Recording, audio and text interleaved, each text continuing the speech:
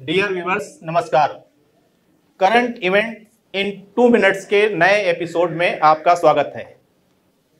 तो आज हम किस टॉपिक पर चर्चा करने जा रहे हैं, उसकी हेडिंग ये लगी हुई है कि किस देश में संयुक्त राष्ट्र महासचिव का प्रवेश प्रतिबंधित कर दिया गया है। ये क्वेश्चन तो एक छोटा सा है, लेकिन इसके अंदर जो जानकारियां हैं बृहद रूप में उसका विश्लेषण हम लोग करेंगे और आपको बताएंगे।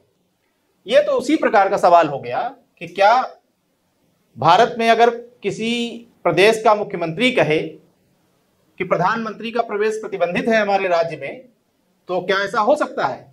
आप कहेंगे बिल्कुल नहीं, या तो संवैधानिक संकट खड़ा हो जाएगा।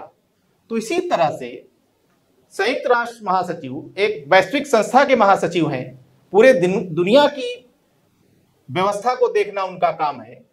तो क्या कोई उनके प्रवेश को प्रतिबंधित कर सकता है? क्या किसी ने ऐसा किया है? इन्हीं बातों पर विचार है आज के इस एपिसोड में। तो आप देखिए कि संयुक्त राष्ट्र महासचिव का प्रवेश कहां प्रतिबंधित हुआ। जो सवाल था पहले पेज पर, उसी का ये उत्तर है कि संयुक्त राष्ट्र महासचिव का प्रवेश इजराइल में प्रतिबंधित हुआ। तो इजराइल के विदेश मंत्री इजराइल कार्ज, उनका नाम भी इजराइल कार्ज है, इजराइल कार्ज ने घोषणा किया कि United Nations secretary general Antonio Guterres यहां पर नहीं आ सकते, यहां पर नहीं आएंगे। कैसे किया इसका देखिए अगली स्लाइड में है हमारे। कब किया? 2 अक्टूबर 2024 को इजरायली विदेश मंत्री इजराइल कार्ज ने संयुक्त राष्ट्र महासचिव एंटोनियो गुटेरेस को इजराइल में प्रवेश प्रतिबंध की घोषणा की। ये नहीं आएंगे यहां। कारण क्या बताया? रीजन क्या बताया? रीजन बताया संयुक्त राष्ट्र महासचिव द्वारा हमास, हिजबुल्ला, हूती और ईरान का समर्थन किया है, या इन्होंने इसका विरोध नहीं किया। हमास एक आतंकवादी घटनाओं को जो अंजाम दे रहा है इजराइल में, उसका विरोध इन्होंने नहीं किया। ईरान ने जो मिसाइलों से हमला किया उसका विरोध इन्होंने नहीं किया। यह बात कहते हुए इन्होंने प्रतिबंध की घोषणा की। तो अंतर्राष्ट्रीय संस्था पर प्रतिबंध लगाने का एक तरीका होता है, तो उस तरीके को किस तरह से उन्होंने संपन्न किया? तो एक अंतर्राष्ट्रीय शब्दावली है PNG, persona non grata, persona non grata. तो विदेश मंत्री कार्ज ने गुटेरेस को पर्सोना नॉन ग्राटा घोषित किया। इसी प्रकार से किया जाता है। इस अंतरराष्ट्रीय कूटनीतिक शब्दावली का अर्थ है अवांछित व्यक्ति, अर्थात ऐसा व्यक्ति जो स्वागत योग्य नहीं है। इसी का अर्थ हो जाता है। जब हम आपसे कहें कि आप स्वागत योग्य नहीं है, तो क्या आप जाएंगे? कभी नहीं जाएंगे, हमारे पास कभी नहीं आएंगे। तो उसी तरह से विदेश मंत्री कार्ज ने श्री गुटेरेस को पर्सोना नॉन ग्राटा घोषित कर दिया, यानी कि आप अवांछित व्यक्ति हैं, स्वागत योग्य नहीं है। तो कार्ज की घोषणा के मुख्य कारण क्या थे? मुख्य कारण यह था जो बताया उन्होंने कि 7 अक्टूबर को हमास ने इजराइल पर जो हमला किया था, हवाई तमाम मिसाइलों से हमला किया था, उसमें हजारों से अधिक, लगभग 1100 इजरायली मारे गए थे। तो कार्ज ने कहा कि संयुक्त राष्ट्र महासचिव ने इसकी निंदा नहीं की थी। और दूसरा, जो लास्ट में अभी हाल में 1 अक्टूबर को घटना हुई, ईरान ने मिसाइलों से हमला किया इजराइल पर, तो वो भी एक आरोप लगाया कि उन्होंने ईरान पर जो हमला हुआ उसकी भी निंदा नहीं की। बहरहाल उसको तो अगले ही दिन संयुक्त राष्ट्र महासचिव ने इजराइल पर जो ईरानी मिसाइलों का हमला था उसकी निंदा कर दी थी, लेकिन उसका कोई प्रभाव नहीं पड़ा। यानी ऐसा नहीं हुआ कि तुरंत संयुक्त राष्ट्र महासचिव को वह आने के लिए आमंत्रित कर देते या पर्सोना नॉन ग्राटा की जो स्थिति है उसको हटा देते, ऐसा नहीं हुआ। तो सवाल उठता है कि क्या यह हो सकता है या पहले कभी ऐसा हुआ था? 2 प्रश्न उठते हैं, ये हो सकता है कि नहीं, और पहले कभी ऐसा हुआ था कि नहीं। तो सबसे पहले इस प्रश्न पर विचार करते हैं कि क्या पहले कभी ऐसा हुआ था कि किसी देश ने संयुक्त राष्ट्र महासचिव को अपने देश में प्रवेश पर प्रतिबंध लगा दिया हो? तो इसका उत्तर है कि पहले ऐसा नहीं हुआ था। संयुक्त राष्ट्र संघ के अन्य अधिकारियों पर तो प्रवेश प्रतिबंध लगाया गया था, कि जैसे अंडर सेक्रेटरी कोई हो उनको नहीं आने दिया जाएगा, या कोई अधिकारी हो उनको नहीं आने दिया जाएगा। लेकिन ऐसा संयुक्त राष्ट्र महासचिव के संदर्भ में नहीं हुआ था। एक बार ऐसा हुआ था, लेकिन प्रवेश प्रतिबंधित जैसा कदम नहीं था। इसके पहले वर्ष 1950 में रूस ने संयुक्त राष्ट्र महासचिव त्रिगवेली पर पक्षपात का आरोप लगाया था और उनके पुनर्निर्वाचन को वीटो करने की धमकी दी थी। लेकिन पूर्व महासचिव को प्रतिबंधित करने का उदाहरण कोई मौजूद नहीं, करने का प्रतिबंधित का उदाहरण नहीं है यहां। पूर्व महासचिव को प्रतिबंधित करने का उदाहरण नहीं है कि आप यहां नहीं आ सकते, ऐसा उदाहरण नहीं है। बस धमकी दी गई थी कि हम आपका वीटो कर देंगे पुनर्निर्वाचन को। अब इस संदर्भ में चार्टर क्या कहता है, संयुक्त राष्ट्र का चार्टर क्या कहता है? संयुक्त राष्ट्र चार्टर अनुच्छेद 100 का पैरा 2 क्या कहता है, यह देख लीजिए, इसमें देख सकते हैं। यूनाइटेड नेशन के यानी संयुक्त राष्ट्र संघ के प्रत्येक सदस्य की जिम्मेदारी है क्या? संयुक्त राष्ट्र महासचिव एवं अन्य संयुक्त राष्ट्र कर्मियों की अंतरराष्ट्रीय चरित्र की जो जिम्मेदारियां हैं, इंटरनेशनल नेचर की जो जिम्मेदारियां हैं, उसको निर्वहन करने में बाधा ना पहुंचाए। ये हर सदस्य देश की जिम्मेदारी है और इजराइल भी संयुक्त राष्ट्र का सदस्य है, तो इस तरह से उसकी जिम्मेदारी है कि वो बाधा ना पहुंचाए। अगर संयुक्त राष्ट्र के महासचिव अपनी अंतरराष्ट्रीय चरित्र की किसी जिम्मेदारी का निर्वहन करने के लिए इजराइल जाने की आकांक्षा रखते हैं, आवश्यकता समझते हैं, तब उनके दायित्व निर्वहन को प्रभावित करने की भी कोशिश ना करें, यानी ये भी ना कहे कि वो ऐसा ना करें ऐसा करें।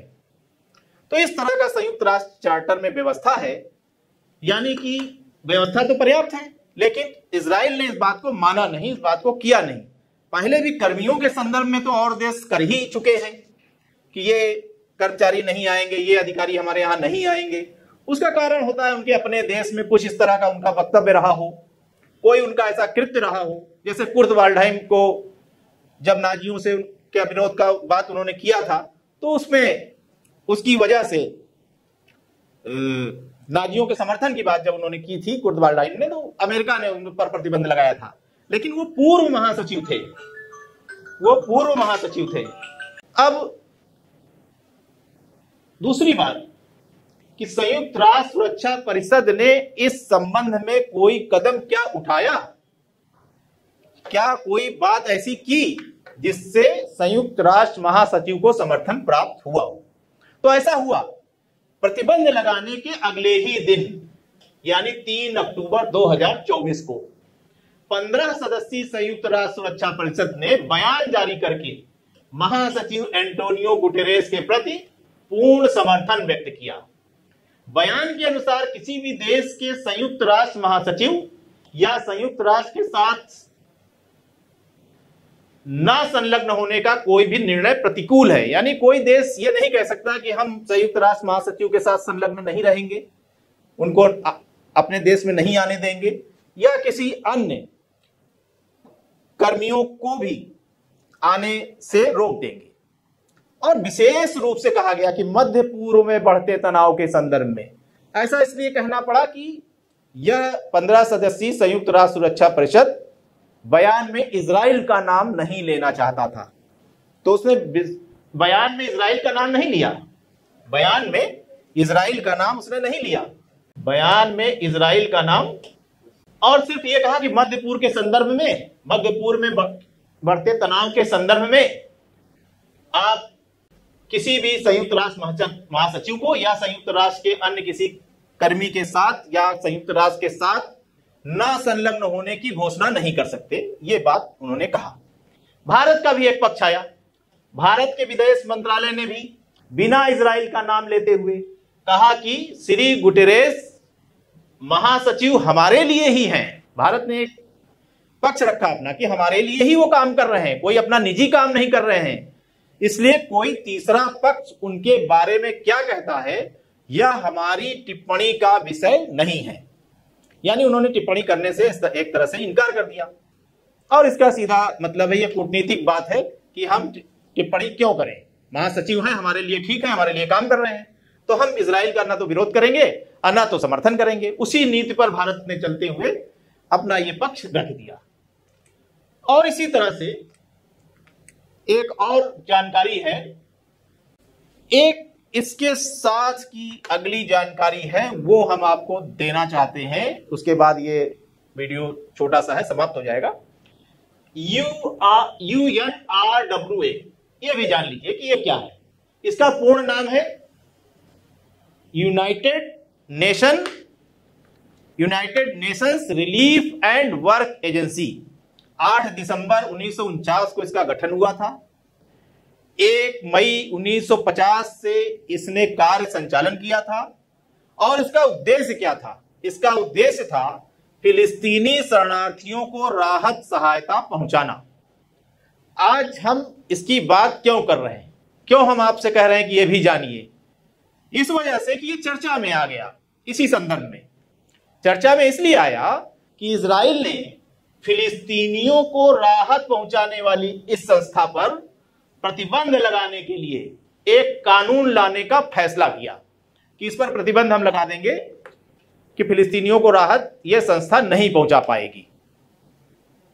तो इस कानून को अमल में न लाने के लिए, यानी कानून अभी पारित नहीं हुआ है, कानून ही को न लाने के लिए संयुक्त राष्ट्र महासचिव एंटोनियो गुटेरेस ने इजराइल को पत्र लिखा है। क्या पत्र लिखा है? कि आप ऐसा कानून मत लाइए, क्योंकि इससे फिलिस्तीनियों की जो वास्तविक समस्याएं हैं, जो उनको सहायता प्राप्त हो रही है, वो नहीं मिल पाएगी। देखिए, फिलिस्तीनी शरणार्थी कहां कहां जाके बसे हैं। सीरिया में भी है फिलिस्तीनी शरणार्थी, वेस्ट बैंक में फिलिस्तीनी शरणार्थी हैं, और इधर भी है लेबनान में फिलिस्तीनी शरणार्थी हैं, जॉर्डन में भी फिलिस्तीनी शरणार्थी हैं, गाजा पट्टी में तमाम फिलिस्तीनी शरणार्थी हैं, इधर से उधर चले गए हैं। तो कहने का मतलब कि इन जगहों पर जो फिलिस्तीनी शरणार्थी हैं, उन्हें यह संस्था यानी UNRWA इनको सहायता पहुंचाती है, राहत सहायता पहुंचाती है, दवा, भोजन, इस प्रकार की मानवीय सहायता यह संस्था पहुंचाती है। तो इजराइल का कहना है कि हम इस पर प्रतिबंध लगा देंगे। उद्देश्य यही है कि जब इन्हें मानवीय सहायता नहीं मिलेगी तो ये विरत होंगे आतंकवाद से, उनसे हटेंगे। लेकिन इसका उल्टा भी हो सकता है, किसी का ज्यादा शोषण, ज्यादा अगर किसी को दबाव दिया जाएगा तो आतंकवाद की घटनाएं बढ़ भी सकती हैं। तो इस तरह से ये चूंकि संदर्भित उसी के साथ की ये बात थी, तो हमने आपको बता दिया। और इस वीडियो में इतना ही। धन्यवाद, फिर मिलेंगे।